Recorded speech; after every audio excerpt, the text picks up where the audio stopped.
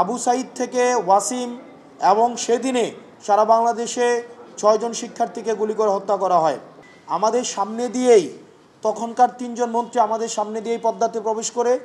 1 ঘন্টা যাবৎ আমাদেরকে বোঝানোর চেষ্টা করে তখনকার সময় ডিজিএফআই যেন কেন আমাদের মিটিং করা উচিত। আজকে আবু সাইদ হত্যা মামলার পটভূমি সাক্ষ্য হিসাবে আজকে আমি আইসিটি ট্রাইব্যুনালে এসেছি এবং সেখানে আমাকে যেসব প্রশ্ন করা হয়েছে সেই সব প্রশ্নের উত্তরে 18 সালের কোটা সংস্কার আন্দোলনের প্রেক্ষাপট থেকে শুরু করে আমরা 24-এর কোটা সংস্কার আন্দোলন, সেটি পরবর্তীতে যে বৈষম্যবিরোধী শিক্ষার্থী বৈষম্যবিরোধী ছাত্র আন্দোলনের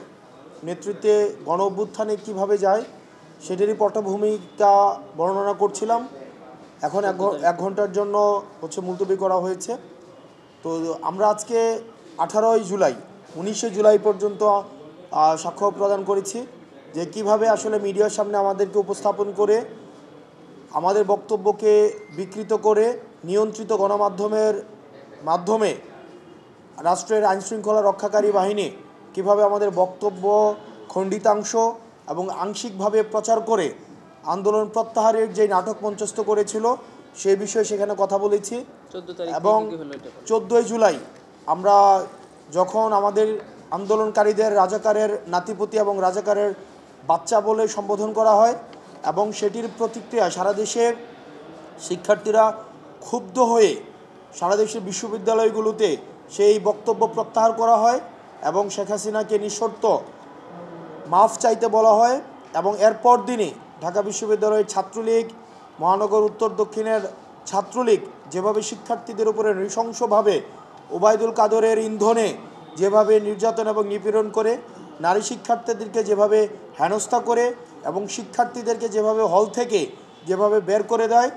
এবং সেখানে প্রশাসনিক যোগ সাজসে আমাদের শিক্ষার্থীদের উপরে 15 তারিখ নির্যাতন চালায়, সেটিরই প্রতিক্রিয়ায় 16 তারিখ যখন সারা বাংলাদেশে স্বতঃস্ফূর্তভাবে বিক্ষোভ মিছিল হয়, সেই বিক্ষোভ মিছিলে রংপুরে আবু সাইদকে ক্যাম্পাস কম্পাউন্ডে গুলি করে হত্যা করা হয় এবং চট্টগ্রামে আমাদের ওয়াসিমকে, ছাত্রদলের ওয়াসিমকে কীভাবে নৃশংসভাবে হত্যা করা হয় ছাত্রলীগ গুলি করে। আবু সাইদ থেকে ওয়াসিম এবং সেদিনে সারা বাংলাদেশে 6 জন শিক্ষার্থীকে গুলি করে হত্যা করা হয়, সেটিরই প্রতিক্রিয়ায় আমরা 17 জুলাই যখন গায়েবানা জানাজা করতে ঢাকা বিশ্ববিদ্যালয়ে আমরা আসি, আমাদের এজেন্সি আমাদেরকে চাপ প্রয়োগ করে যেন আমরা গায়েবানা জানাজা না দিতে পারি এবং বিশ্ববিদ্যালয়ের যোগসাজশে তখনকার নিয়ন্ত্রিত ইউজিসি বিশ্ববিদ্যালয়গুলোকে বন্ধ করে দেয় এবং গায়েবানা জানাজায় আমরা দেখেছি পুলিশ, বিজিবি এবং রাষ্ট্রীয় আইনশৃঙ্খলা বাহিনীর সমন্বিতভাবে শিক্ষার্থীদের উপরে tear shell, rubber bullet, sound grenade সেখানে চালানো হয় এবং সেদিন রাতেই আমাদেরকে বাসা থেকে তুলে নিয়ে গিয়ে পদ্মাতে মিটিং করানোর চেষ্টা করে এবং সেটি আমরা প্রত্যাখ্যান করি। সেদিন রাতের আমরা কোনোভাবেই আমরা বলেছিলাম যে আমরা আমাদের নেতৃত্ব স্থানীয় যারা আছে তাদের সাথে কথা না বলা ছাড়া আমরা কোনো মিটিং করতে পারবো না। আমাদের সামনে দিয়েই তখনকার 3 জন মন্ত্রী আমাদের সামনে দিয়েই পদ্মাতে প্রবেশ করে 1 ঘন্টা যাবৎ আমাদেরকে বোঝানোর চেষ্টা করে তখনকার সময় ডিজিএফআই যেন কেন আমাদের মিটিং করা উচিত, কিন্তু আমরা এই মন্ত্রীদের সাথে আমরা মিটিং প্রত্যাখ্যান করি। 1 ঘন্টা পর আমাদের সামনে দিয়েই 3 জন মন্ত্রী বের হয়ে যায়, অর্থাৎ আমরা কোনো মিটিং করি নাই। ওই দিন রাতেই মিটিং করাতে ব্যর্থ হয়ে আমাদেরকে মৎস্য ভবনের সামনে সেফ হাউসে, মৎস্য ভবন এবং আন্তর্জাতিক মাতৃভাষা ইনস্টিটিউটের মাঝে একটা ঘর আছে, বাইরে থেকে সেটাকে পরিত্যক্ত মনে হয়, বাইরে থেকে মনে হয় যে এটা পরিত্যক্ত, কিন্তু ভিতরে আধুনিক ব্যবস্থাপনা সবই রয়েছে, যেটাকে আইনশৃঙ্খলা রক্ষাকারী বাহিনীদের ভাষায়, এজেন্সির ভাষায় যেটাকে সেফ হাউস নামে ডাকা হয়। সেখানে আমাদের সারা রাত ভোর ব্যাপী আমাদেরকে জিজ্ঞাসাবাদ করা হয়, আমাদেরকে চাপ প্রয়োগ করা হয়, পরিবারকে জিম্মি করা হয়, যার যা স্থানীয়ভাবে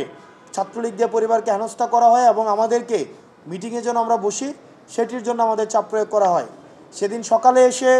আমাদের এজেন্সির একজন আমাদেরকে হুমকি দেয় যে আমরা যেন মিটিং করে সারা দেশের সামনে আমরা যেন বলি যে আমরা আন্দোলন প্রত্যাহার করে নিয়েছি, তাহলে আমাদের লাইফ সেটেল করে দিবে, বিদেশে আমাদের লাইফ সেটেল করে দিবে, এই বিষয়গুলো আমাদেরকে বলেন। আমাদের সারা দিন ব্যাপী আমাদেরকে নির্যাতন করা হয়। সেদিন জুম্মার নামাজ ছিল, আমাদেরকে নামাজ পড়তে পর্যন্ত দেওয়া হয়নি। সেদিন আমাদের ফোন থেকে বিভিন্ন সমন্বয়কদেরকে ফোন দিয়ে তাদেরকে ধরে আনা হয়, হাসিবকে ধরে আনা হয়। আমার ফোন থেকে ফোন দিয়ে হাসিবকে সেদিন উঠিয়ে নিয়ে আসা হয়। দুঃখজনক বিষয় হচ্ছে সেদিন আমাদের সামনে বসে আমরা দেখতে পাচ্ছিলাম এজেন্সিগুলো টিভি চ্যানেলগুলোকে কীভাবে নিয়ন্ত্রণ করছিল।